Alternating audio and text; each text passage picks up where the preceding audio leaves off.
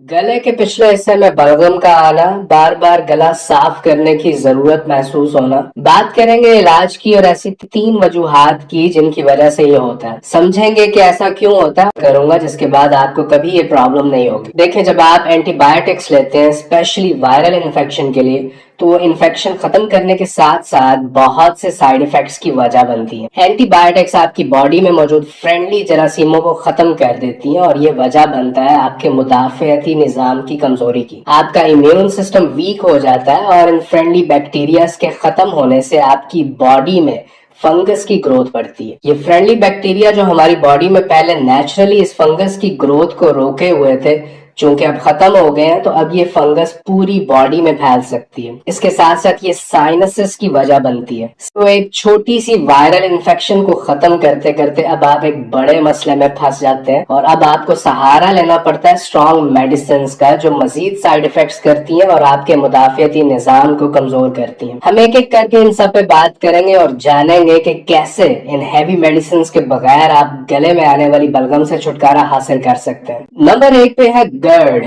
Gastro-oesophageal reflux disease, जिसमें मैदे और खुराक की नाली के दरमियान मौजूद वॉल्व बंद नहीं हो पाता और मैदे का तेजाब बार बार खुराक की नाली में आता है। ये इरिटेशन करता है, सोजिश करता है और गले में रेशे की वजह बनता है। बार बार गला साफ करने की जरूरत महसूस होती है। बहुत से लोग इस मसले का शिकार है और अक्सर उन्हें एंट एसिड्स दे दी जाती हैं, मैदे की तेजाबियत खत्म करने वाली गोलियां दे दी जाती हैं, तो तफसील से बना चुका हूं, जिसका लिंक इस वीडियो के नीचे आपको मिल जाएगा। बिटेन हाइड्रोक्लोराइड कैप्सूल्स 3 से 4 आप खाने से पहले ले सकते हैं और साथ में ऐड कर लें एप्पल साइडर विनेगर को। यह आपके मैदे की पीएच को बैलेंस रखता है। एसिड रिफ्लक्स का शिकार लोग अक्सर खाने के बाद गैस, ब्लोटिंग और बदहजमी का भी शिकार नजर आते हैं। दूसरी वजह की बात करेंगे कि पोस्ट नेजल ड्रिप एक वजह हो सकती है गले में रेशे की। पोस्ट नेजल ड्रिप एक ऐसी मेडिकल कंडीशन है कि जिसमें आपके नाक की कैविटीज के पिछले हिस्से से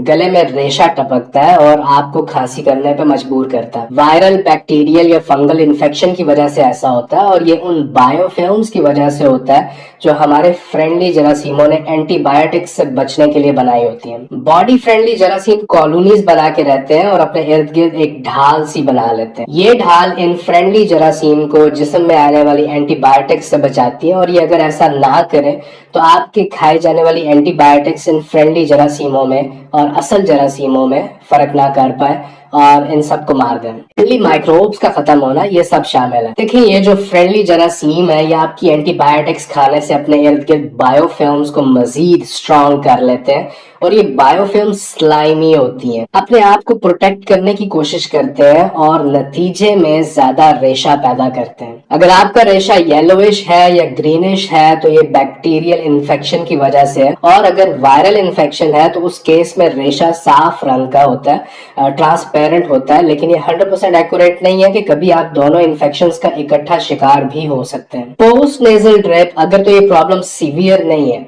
तो आप नॉर्मल सेलाइन सोल्यूशन से गार्गल कर सकते हैं, गरारा कर सकते हैं, सॉल्ट वाटर से नेजल रिंस कर सकते हैं, मतलब अपने नाक को अच्छे से अंदर से धो सकते हैं। काफी वीडियोस मौजूद है जिनसे आप सीख सकते हैं नेजल रिंस का तरीका। सॉल्ट एंटी माइक्रोबियल प्रॉपर्टीज रखता है, नमक में जरासीम मारने की सलाहियत होती है और माइल्ड इन्फेक्शंस को क्योर करने के लिए ये बड़ा आसान और बेहतरीन तरीका है। ये नमक वाला पानी आप घर पे बना सकते हैं, जिसमें ½ टीस्पून सॉल्ट आप 1 कप नीम गर्म पानी में मिक्स कर लें और अपने नाक को अंदर से अच्छे से धो लें। आयोडीन का एक हिस्सा और एक हिस्सा पानी, मतलब इसे 50% वाटर के साथ आप डाइल्यूट कर लें और कॉटन बड्स के जरिए नथनों में अच्छी तरह लगाएं। आयोडीन बहुत अच्छा एंटी माइक्रोबियल है, जरासीम कुश है और इसे पानी के साथ मिक्स करना इसलिए जरूरी है कि ये इरिटेशन नहीं करता, जलन नहीं करता और बाकी जो मिक्सचर बच जाए उससे आप गार्गल कर लें, गरारा कर लें हर 12 घंटे के बाद। 30 सेकंड्स तक ये पानी आप गले की पिछली तरफ रहने दें